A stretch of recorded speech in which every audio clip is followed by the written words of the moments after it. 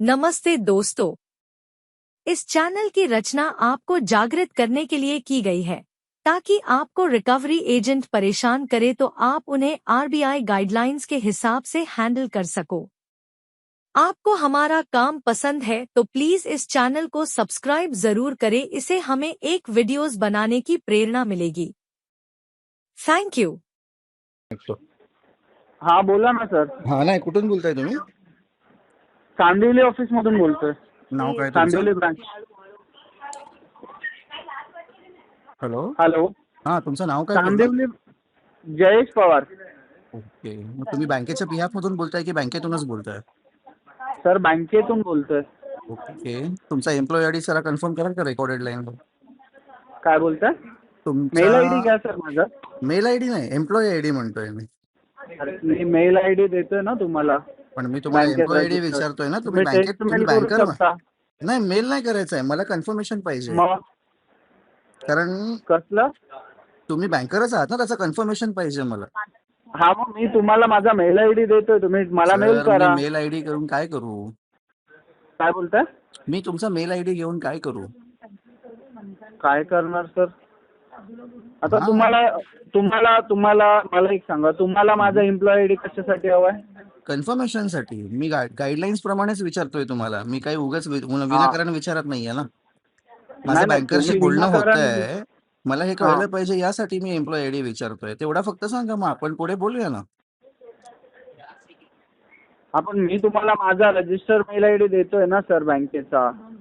Register email me ID माझा मी काय personal करू? मेल कारण आयडीचा देत नाही ना तुम्हाला. नाही, मग मी तुम्हाला पर्सनल विचारलंच नाही ना सर. तुमचा जो एम्प्लॉय आयडी आहे तो प्रोफेशनल आहे, ती डिटेल प्रोफेशनल आहे, पर्सनल तर काहीच नाहीये ना.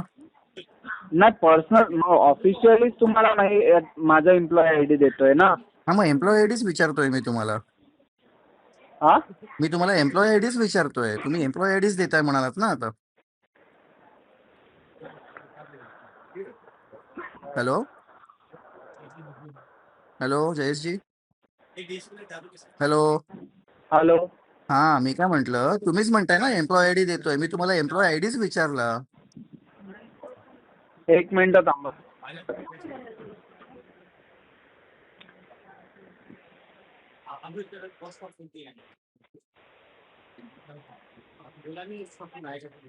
मैडम सुनो ना, एक कस्टमर है मेरे कांटेक्ट में आया अभी.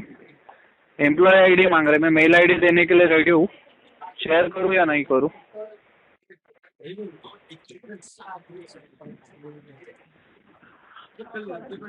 ठीक है मैडम. हॅलो. हा, बोला सर. तुम्ही बोला आता. तुम्ही विचारलत ना एवढं. हा, मला विचारा सर. माझ्या सिनियरला पण मला कन्फर्म करायला लागतं. नाही, सिनियरला विचारायची गरजच नाही, तुम्हाला आरबीआय स्वतः गाईडलाईन देतं ती. नाही सर, आम्हाला जर इकडनं नसेल बोललं असेल तर आम्ही कसं देणार ना डायरेक्टली. नाही, डायरेक्टली द्यायला प्रॉब्लेमच काय? तुम्ही बँकर आहात ना, तर बँकेचा एम्प्लॉय आयडी द्यायला तुम्हाला काहीच प्रॉब्लेम नाहीये. तुम्हाला फक्त ते हा सर. कन्फर्मेशन साठी द्यायचं आहे. तुम्ही कसं मला काय? विचारलं, देवल बोलताय का? तर मी बोललो ना, हो देवल बोलतोय. बाकी तर हा, माझ्या सगळ्या डिटेल तुमच्याकडे आहेत, माझा ऍड्रेस तुमच्याकडे आहे, माझ्या कार्डचे हा. डिटेल तुमच्याकडे आहेत, बरोबर ना? हो. मग मी तुमचा एम्प्लॉय आयडी जर तुम्हाला विचारला तर माझं काही चुकलं? आणि हे काय मला माझ्यासाठी नकोय, मला आरबीआय गाईडलाईन प्रमाणेच मी तुम्हाला फक्त हा, एम्प्लॉय आयडी ठीक आहे सर. विचारला. घ्या एम्प्लॉय आयडी घ्या. हा, बोला. J11 829. J11 829. 829. ओके, ठीक आहे. कांदिवली ब्रांच मधून बोलताय ना तुम्ही? हा, कांदिवली ब्रांच. हा, आता बोला. कारण याच्या अगोदर ना मी इतक्या लोकांना विचारलं ना कोणी मला, जे थर्ड पार्टी एजन्सी कॉल करते ते मला एजन्सीचं नाव सांगत नाही. एम्प्लॉई म्हणून सांगतात, त्यांना मी एम्प्लॉई आयडी विचारतो तर ते मला एम्प्लॉई आयडी पण सांगत नाही. तुम्ही सांगितलं, नो इश्यूज. आता मला कन्फर्म आहे की मी एचडीएफसीच्या बँकर बरोबरच बोलतोय, ठीक आहे. हा, ओके. तर माझं क्रेडिट कार्ड आहे, बरोबर? जम्बो लोन आहे ना माझं? एक मिनिट. हा, हे जम्बो लोन आहे तुमचं. त्याची आउटस्टँडिंग अमाऊंट किती असेल ती अंदाज? एक मला वाटतं काहीतरी 4.88 lakhs वगैरे, बरोबर?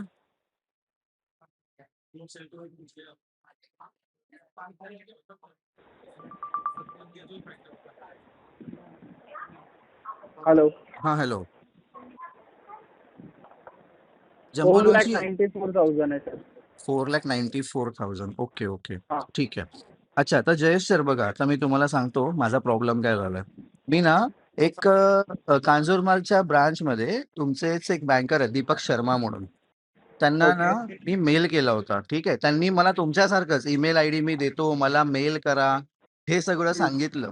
आणि जेव्हा मी त्यांना माझे व्हॅलिड डॉक्युमेंट्स प्रोव्हाईड केले ना, हा. त्याच्यानंतर त्यांनी मला त्या मेलवर रिप्लाय केला नाही आणि त्या माझ्या गोष्टीसाठी मला माझ्या प्रॉब्लेमचं काही सोल्युशन पण दिलं नाही. आता माझं हा. तुम्हाला पण सांगतो मी. आता तुम्ही कांदिवलीवरून बोलताय, तर तुम्हाला मला सगळं सांगावं लागेल. माझा प्रॉब्लेम कसा झाला, माझा जॉब जो आहे ना, तो फेब्रुवारीमध्ये गेलाय. ठीक आहे. आणि कशामध्ये गेलाय? माझा जॉब लॉस झालाय फेब्रुवारीपासून. माझा फेब मध्ये जॉब जॉब हां. गेलाय. हो, माझा जॉब माझ्या हातून गेलाय.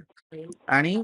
त्याच्या अगोदर लास्ट इयर ऑक्टोबरपासून ते फेब्रुवारीपर्यंत ना, मला 4 ते 5 महिन्याची मला ना सॅलरी मिळाली नाही. हा. ठीक आहे. आणि ती सॅलरी नाही मिळाली प्लस माझी जी कंपनी होती ना, तर ती कंपनी बंद झाली. ती कंपनी पळूनच गेली टाळं लावून. ती कंपनीच तिथे आता ओके. एक्झिस्ट करत नाही. ठीक आहे. हा. तर या सगळ्या गोष्टी मी त्यांना माझं अपॉइंटमेंट लेटर, माझं जॉइनिंग लेटर, माझ्या शेवटच्या 6 महिन्याची सॅलरी स्लिप ज्याच्यामध्ये माझी सॅलरी शेवटची मला सप्टेंबरमध्ये मिळालेली आहे. हे हा. पण त्याच्यामध्ये मेन्शन आहे. तर एवढं आवाज सगळं मी तुमचा ब्रेक होतो सर. हॅलो? जरा नेटवर्क मध्ये या. हा. हॅलो? हां. तर मी त्यांना माझ्या शेवटच्या 6-7 महिन्याची आहे ना सॅलरी कन्फर्म करण्यासाठी मी त्यांना शेवटचं 6-7 महिन्याचं हे पाठवलं. काय म्हणतात स्टेटमेंट पाठवलं. हम्म. त्याच्यामध्ये सरळ-सरळ दिसून येतं, की ऑक्टोबर नंतर मला फेब्रुवारीपर्यंत सॅलरी मिळाली नाहीये. आणि मार्च महिन्यामध्ये मला कळतंय, की कंपनीच बंद झाली आहे, कंपनी निघून गेली आहे. तर हा. माझं 4 ते 5 महिन्याचं एवढं मोठं नुकसान झालं. आणि परत हम्म. त्याच्यामध्ये माझं पी-एफ अकाउंट क्लोज नाही, काही नाही. माझं फुल अँड फायनल पेमेंट वगैरे मला काहीच मिळालं नाही. हा. हां, तर या सगळ्या प्रॉब्लेममुळे ना मला सध्या पेमेंट करणं शक्य होत नाहीये. कारण माझं ऑलरेडी 4 महिन्याचं नुकसान झालेलं आहे. हम्म. त्याच्यानंतर परत माझं हे लोन जे आहे आणि एच-डी-एफ-सीचं माझं पर्सनल लोन सुद्धा आहे. क्रेडिट कार्ड सोडलत ना तुम्ही, तर माझं अजून एक पर्सनल लोन सुद्धा आहे. तर त्याचे हम्म. सुद्धा मला ई-एम-आय भरता येत नाहीये. तर हा. मला हा प्रॉब्लेम होतोय. तर त्याच्यासाठी मला ते दीपक शर्मा म्हणून आहे, त्यांनी मला त्यांचा ऑफिशियल ईमेल ॲड्रेस दिला, जो हा. एच-डी-एफ-सी डोमेनचाच होता. त्यांना मी मेल बरोबर. केला. त्यांना मी माझं जॉइनिंग लेटर आणि माझे 7-6-7 मंथ्सचे स्टेटमेंट पाठवले. तर हम्म. त्यांनी मला त्याच्यावर काही रिस्पॉन्स दिला नाही. आम्हाला बोलले, की एच-डी-एफ-सी बँक तुम्हाला कोऑपरेट करेल. जर तुमचा खरोखर जॉब गेलाय, तर एच-डी-एफ-सी बँक तुम्हाला त्यावर काही ना काहीतरी सोल्युशन देईल. पण त्यासाठी आम्हाला एक व्हॅलिड असं काहीतरी प्रूफ पाहिजे दाखवायला. आणि हे मी ओके. मागच्या महिन्यात दिलं होतं. तर हा. त्याचं मला रिझॉल्युशन अजून मिळालं नाही. मग आता मग आता तुम्ही मला तुम्हाला जॉब सांगा. भेटला की नाही भेटला? नाही ना भेटलाय सर. कारण आता तुम्ही पण समजू शकता, की अचानक जॉब गेलेल्या मुलाला लगेच कसा जॉब भेटणार आहे? हा, लगेच म्हणजे तुमचा जॉब लास्ट फेब मध्ये तुमचा जॉब सुटलाय ना, आणि लास्ट सॅलरी तुम्हाला जी आली तुमच्या बोलण्याच्या हिशोबाने लास्ट सॅलरी तुम्हाला सप्टेंबर महिन्यात आली, बरोबर? बरोबर. सप्टेंबर महिन्यात जर तुम्हाला सर लास्ट सॅलरी आलेली, हं, तुम्ही जे आता माझ्याकडे जे तुमच्या लोन अकाउंटची ओपनिंग डेट आहे हं, ती पण सप्टेंबर महिन्याची आहे. हं. म्हणजे ज्या महिन्यात तुम्हाला सॅलरी क्रेडिट झाली त्या महिन्यातच तुमच्या हां, कंपनीने तुम्हाला लास्ट सॅलरी दिली आहे, बरोबर. बरोबर? आता हं, त्याच्यानंतर तुम्ही 2 महिने किंवा 3 महिने सपोज तुमच्याकडे काही रिसोर्स नव्हता किंवा इन्कम सोर्स नव्हता, तर हं, त्याच्यामुळे तुम्ही ते पैसे तुम्हाला जिथे यूज करायचे होते तुम्ही यूज केलेत, बरोबर? हं. आता मला सांगा, बँकेने अजून तुम्हाला म्हणजे ऑलरेडी तुम्ही 1 मिनिट. जे ते लास्ट. पैसे दिलेत ते माझ्या पर्सनल यूजसाठी दिलेत ना? हा हा, पर्सनल हां, पर्सनल यूज साठी, हां. म्हणजे मी बरोबर ना? त्याच्यासाठीच बोललो की तुम्ही कुठे यूज करायचे तो तुमचा कॉल आहे, बरोबर? हां, बरोबर. बँक तुम्हाला ते नाही विचारत आहे, हां, हां. बरोबर. ते तुम्ही यूज केलेत. पण हं, तुमचं लास्ट पेमेंट जे आहे हं, 11,613 रुपये जे हं, आमच्याकडे ऑटो पे हिट झालेला, हं. त्याच्यामध्ये पण तुमचं अकाउंट म्हणजे पेमेंट ते रिसीव्ह नाही झालंय सर. लास्ट पेमेंट कधीच आहे मला सांगा तुम्ही? आता माझ्याकडे लास्ट जे पेमेंट दिसतंय ना, एक हं, मिनिट थांबा. हं,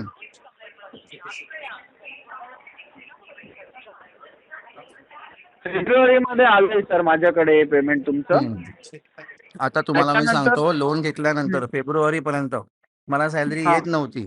आता ते हा पर्सनल लोनचं सगळं सोडून द्या. ते मी माझ्या इमर्जन्सीमध्ये घेतले होते. मला हा सॅलरी मिळणार नाही हे मला माहीत नव्हतं. बरोबर. हा. तरी पण मी ते कसे ना कसे मॅनेज करून मी फेब्रुवारीपर्यंत ते निभावलं. पण त्याच्यानंतर असं झालं की माझ्याकडे काहीच सोर्स नाहीये, माझा पगार नाहीये, काहीच चालू नाहीये, माझा जॉब हा. गेलाय, माझ्याकडे कुठला बॅकअप प्लॅन नाहीये, काहीच नाहीये. मग आता त्या सिच्युएशन मध्ये मी करणार काय? मला ते पॉसिबलच नाही झालं ना. म्हणजे जेन्युइनली बरोबर. सांगतोय मी तुम्हाला, खरोखर प्रॉब्लेम आहे हा. असं. हा, त्यामुळे मला ते भरायला नाही जमलंय हम्म.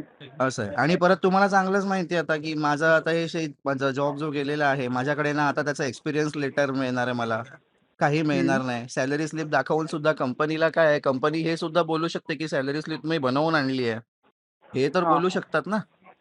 बरोबर. हा, तर असा सगळा प्रॉब्लेम आहे. त्यामुळे मी त्या कंपनीत जे जवळजवळ मला वाटतं एक अप्रॉक्सिमेटली वर्षभर मी काम केलं तिकडे. आता हम्म. माझा वर्षभराचा एक्सपिरियन्स पण वाया गेला. त्यामुळे मला जॉब मिळणं पण कठीण झालंय, कारण माझ्याकडे दाखवायला काही नाहीये माझ्या स्टेटमेंट शिवाय. पोर्टल बंद झाले तुम्ही या कंपनीचे, ऍड्रेस त्यामुळे वरती राहत नाही सर? काय म्हणताय? 3G Avenue मध्ये राहत नाही का तुम्ही? नाही नाही, श्रीजी मध्ये नाही राहत. मग इथे तुमचे ब्रदर राहतात राईट? हा, तिथे आता माझे काही फॅमिली डिस्प्युट्स आहेत, त्यामुळे मी 2 वर्ष झाले, 2 वर्ष होऊन गेले मी तिथे राहत नाही. इनफॅक्ट मी ओके. तुम्हाला हा, आणि ते दीपक शर्मा जे होते ना, बँकर आहेत, त्यांना मी हा माझा हा. नवीन ऍड्रेस सुद्धा दिला होता, माझा रेंट अग्रीमेंट पण दिलं होतं मी त्यांना. कोणाला दिलेलात तुम्ही? दीपक शर्मा म्हणून एक बँकरच आहेत, ते कांजूरमार्ग ब्रांचला बसतात बोलले मला. ओके. हा, त्यांना मी माझं रेंट अग्रीमेंट पण दिलं होतं की ठीक आहे बाबा, हा. तुम्हाला मला पर्सनली भेटायचंय तर तुम्ही या ऍड्रेसवर येऊन भेटा. त्यांना मी मेल केला होता आणि माझं रेंट अग्रीमेंट त्यांना मी अटॅच करून दिलं होतं. ओके. हा, पण ते त्यांनी मेल तुम्ही फॉरवर्ड करू शकता का? अग्रीमेंट जर तुमचा रेंट हा, करू अग्रीमेंट शकतो वगैरे ना, आम्हाला भेटेल. करू शकतो ना. हा, प्लीज मेल फॉरवर्ड करा ना माझ्या मेल आयडी कोणत्या वरती. ईमेल आयडी वर मला सांगाल? हा घ्या, जयेश.पवार. एक मिनिट. बोला. जयेश.पवार जयेश डॉट पवार डिजिट 1. हा सॉरी @HDFCbank.com. @HDFCbank.com. HDFCbank.com. हा, ठीक आहे, चालेल. मी तुम्हाला ठीक आहे. तुम्हाला मी या तुमच्या मेलवरती ऍड्रेस वगैरे देतो. हा. हा, तर तुम्ही पर्सनली येणार असाल तर पर्सनली पण या, मला काही प्रॉब्लेम नाही. ठीक आहे. किंवा जर कोणी एजंट येणार असेल तर त्यांच्याकडे ऑथरायझेशन लेटर पाठवा आणि मला भेटायला येऊ नका. नाही, आयडी कार्ड असेल, काही इश्यू नाही त्यांच्याकडे. नाही, जर मी आयडी कार्ड तर कोणाला कोणाकडे पाठवेल. असतं, पण ऑथरायझेशन लेटर पण लागतं ना सर. नाही, त्यांच्याकडे तुम्हाला ऑथरायझेशन लेटर, बँक स्टाफ असेल तर ऑथरायझेशन लेटरची गरज नाहीये ना सर. बँकेचा असेल तर व्हिजिटिंग लेटर जर थर्ड लागतं. Third party. पार्टीकडनं कोण, हा, हा, थर्ड बँकेचा असेल पार्टीकडनं ना, कोण असेल तर त्याच्याकडनं तुम्ही ऑथॉरिटी लेटर मागू शकता. बरोबर. बँक पर्सन हा. असेल तर व्हिजिटिंग लेटर पाहिजे. हा, व्हिजिटिंग लेटर घेऊन येईल, त्याचा काय हा, प्रॉब्लेम नाहीये. बरोबर, एवढंच. ठीक हा, आहे. काही नाही, हरकत हा. नाही. तेवढं मग तुम्ही पर्सनली पण येणार असाल तर मग या, मला काही प्रॉब्लेम नाही. किंवा कोणी एजंट असेल तर मग ते अलॉंग विथ ऑल डॉक्युमेंट्स त्यांना व्हिजिट करायला पाठवा, मला काही हा, प्रॉब्लेम नाही आहे. ठीक आहे. तरी पण बघा सर, आता कसं आहे ना, हे रिसेंटली डिस्बर्स झालेलं अकाउंट आहे आपलं. सो मी तर तुम्हाला एकच रिक्वेस्ट करेल की तुम्ही ऑल्टरनेटिव्ह अरेंज करून ऍटलिस्ट एक EMI तरी महिन्याला जे आहे ते रिमिट करा. कारण काय की ऑलरेडी तुमचे 2 EMI ओव्हरड्यू मध्ये चाललेत. बरोबर. हा, म्हणजे माझा कन्सर्न काय की ऍटलिस्ट तुमचे मंथ ऑन मंथ EMI बँकेला येत असेल, भले ते 2 बॅकलॉगला पेंडिंग आहेत, ठीक आहे, पण ते मंथ ऑन मंथ तुमचं जे EMI ते रन मध्ये राहिलं ना, तर तुमच्यासाठी पण ते बेटर राहील. कारण काय, मला कळतंय की तुमचा क्रेडिट स्कोर इम्पॉर्टंट आहे, ठीक आहे. आज तुम्ही रेंटनी राहतात, इन फ्युचर जर तुम्हाला कुठे स्वतःचं घर घ्यायचं असेल तेव्हा तुम्हाला लोनची किंवा याची गरज पडेल, तेव्हा तुम्हाला तो प्रॉब्लेम नको क्रिएट व्हायला, म्हणून नाही, मी आता तुम्हाला मी बोलतो. फ्युचरचा विचार करूच शकत नाही ना. माझा सध्याचा प्रेझेंटच एवढा खराब आहे ना, मी फ्युचरचा काय विचार करणार. मी आत्ताचा विचार करेन. ते पुढे मला होम लोन घ्यायचंय की नाही घ्यायचंय, किंवा भेटेल किंवा नाही भेटेल, तो पुढचा प्रश्न आहे ना. सध्यासाठी मला माझी प्रेझेंट इम्पॉर्टंट आहे, फ्युचर नाही आहे. मला आत्ता ठीक जगायचं आहे. आहे ना, बघा, मला कारण फ्युचर मध्ये कसं नाही माहितीये, आता जगायचंय. तुमचं सर प्रिन्सिपल किंवा तुमचं असं कुठलं अमाऊंट जे आहे ते बँकेला अजूनपर्यंत हे नाही झालंय. सो माझा रिक्वेस्ट तुम्हाला तेच आहे की ऍटलिस्ट आपला जे नाही, तुम्ही तेच म्हणताय रनिंग ना, सायकल तुम्ही आहे ते माझं तुम्ही. सगळी हिस्ट्री चेक केली असणार. माझ्याकडे ते कार्ड किती वर्षापासून आहे, माझं पेमेंट बघा किती टाइम टू टाइम झालेलं आहे, आणि त्याच्या बेसिसवर एक फिक्स ऑब्लिगेशन बघूनच मला तुम्ही लोन वगैरे दिलेलं आहे, हा, बरोबर. बरोबर. हा, बरोबर आहे. पण आता प्रॉब्लेम मला काही सांगून तर येणार नाहीये ना सर. नाही जर प्रॉब्लेम अशी तर सर बघा सिच्युएशन जर कोणाला माझ्यावर सांगून येणार येत नाही. असेल तर मग हम्म. तिथे मला फक्त त्या सिच्युएशनवर ओव्हरकम कसं करायचं मी हाच विचार करणार, नाही की तिथे मी बाकीचे EMI कसे भरू, माझ्या 2 वेळेचं जेवण कसं जेवू, मी हा विचार नाही करणार ना. हम्म. असं आहे. तरी पण असं काही नाही, मी काही डिनाय करत नाहीये जयेश सर. मी प्रयत्न करतोय. मला काही असं डिनाय करून किंवा न भरून चालणार नाही, कारण ते मला आज ना उद्या भरायचंच आहे ना.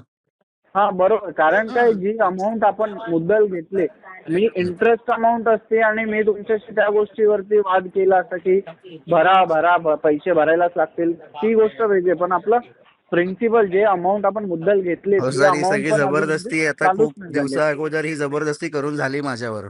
पण तरी मी हम्म. काही कुठे डिस्प्यूट रेज केला नाही किंवा काही नाही. हा. सगळं करून झालं. साम-दाम, दंडभेद सगळं करून बघितलं SDFCने. थर्ड पार्टी हम्म. एजन्सीज कडून मला कॉल आले. त्यांचे ते बोलण्याचे हावभाव म्हणा, त्यांचा टोन म्हणा आणि ते सगळं काही एक्सपिरियन्स करून झालं माझं. ओके म्हणून मी असा बोलतोय तुमच्याशी. ठीक आहे, काही प्रॉब्लेम नाही सर. बघा तुम्ही अरेंजमेंट करा. हं, काय हं. माहितीये का, जर तुमचं नेक्स्ट बकेटला अकाउंट गेलं तर अकाउंट माझ्याकडे पण नाही राहणार, मग परत ते दुसरं कोणाकडे जाईल. ओके. सो तुम्हाला परत ते झिरो आता पासून याचं परत. DPD किती झालंय बाय द वे? आता तर तुमचं एक मिनिट थांबा, एक मिनिट.